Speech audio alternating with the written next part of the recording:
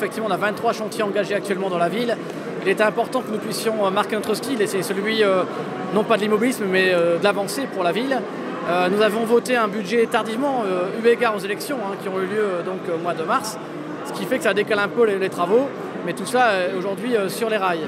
Concernant le rond-point Saint-Prix, c'était un travail collaboratif porté par le Conseil général, puisque c'est bien le Conseil général du Pas-de-Calais qui est aujourd'hui maître d'œuvre sur le sujet.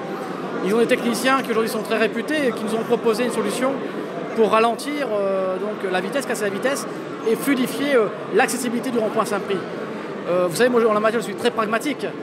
On se rend compte qu'aujourd'hui les gens ont du mal à prendre leur repère. Je vois des lignes continues coupées. Donc finalement ces voies d'égagement qui ont été mises en place pour fluidifier aujourd'hui perturbent le bon fonctionnement de ce passage, de ce rond-point Saint-Prix obligatoire pour beaucoup de gens notamment qui viennent d'autoroute et qui s'en vont vers l'Hilaire.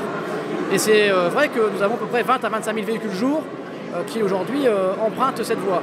Donc moi j'en ai parlé tout à l'heure, ça tombait bien puisque le président Michel Dagbert était présent à nos côtés, le président du Conseil général.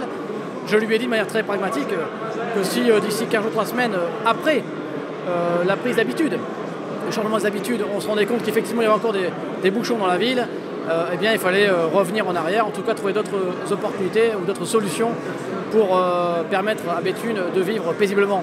Parce que tous les travaux que nous engageons, c'est pour embellir la ville, faciliter la vie à la ville et à Béthune en particulier.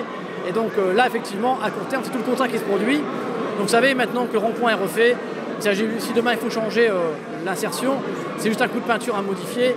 L'essentiel aura été fait, c'est-à-dire le changement de la route. Donc là-dessus, on tirera toutes les conclusions d'ici quelques jours. Et vous me connaissez, moi je ne suis pas idéologue, donc s'il faut changer, on changera à nouveau, c'est pas une difficulté pour moi.